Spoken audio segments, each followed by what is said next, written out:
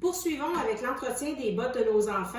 Avant de les entreposer, c'est bien important de regarder l'état des bottes. Alors, à savoir aussi si la botte va faire pour l'année prochaine ou pour un autre enfant. Alors, disons que cette botte-là, elle est encore bien bonne. On a un autre enfant, les talons sont corrects, sont pas trop usés. Il y a encore suffisamment de grippe antidérapante. Ils sont vraiment sales, mais il y a quelque chose à faire avec ça. Alors, la première étape à faire avec les bottes d'enfant, c'est de retirer les feutres. Alors, en retirant les feutres, on vérifie aussi l'état du feutre. Est-ce qu'il est bien sec? Est-ce qu'il est troué? Dans ce cas-ci, il est parfait, mais par contre, on sent que dans le fond, le pied, il est mince, il est devenu mince, peut-être moins chaud aussi, et on veut l'offrir, ces bottes-là, à un autre enfant de la famille. Alors, il est possible de se procurer les feutres à notre boutique en ligne. Alors, voici les chaussons, nous les avons en boutique en ligne. La couleur peut différer, mais ils sont très bons, très chauds. Il ne faut pas oublier que tous les feutres Sorel sont lavables au cycle machine à la main et séchables à l'air.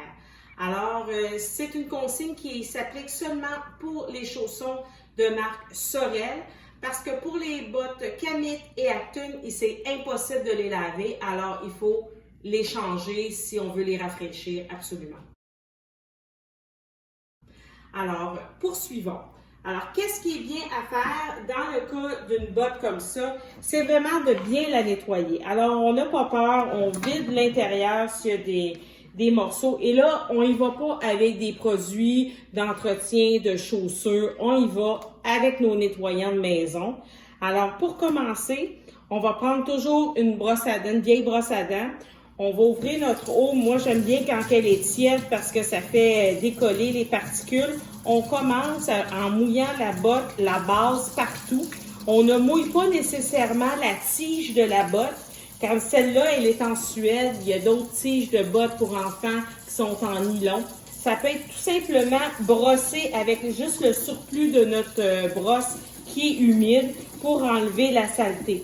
Mais là, on s'attaque particulièrement à la base de la botte qui est pleine de boue et qu'on veut rendre propre afin d'esserrer. Alors, un coup que la base, on a enlevé le maximum à l'eau claire pour que ça devienne beau et tout ça, que notre beige devienne uniforme, on y va avec un nettoyant de maison, style Hertel, peu importe, là. Et puis, on les frotte, on fait un bon savon partout. On enlève la boue tout autour. C'est important aussi en dessous parce que quand on va les ressortir, c'est pas bien agréable d'avoir des bottes que le dessous est sale parce qu'on va salir notre entrée parce que la boue va avoir le temps d'hyper sécher durant l'été. Donc, on veut rendre ça très, très propre. Et on rince à la grande eau pour enlever tout le savon, tout le surplus. Et à la fin, on regarde si notre tige a besoin aussi d'un petit rappel de fraîcheur. Et puis, on termine en les essuyant. Alors, la dernière étape, on s'assure que la botte, elle est bien sec. Et on peut la remettre dans la boîte d'origine ou dans un sac. Mais moi, j'aime bien conserver la botte à part du feutre.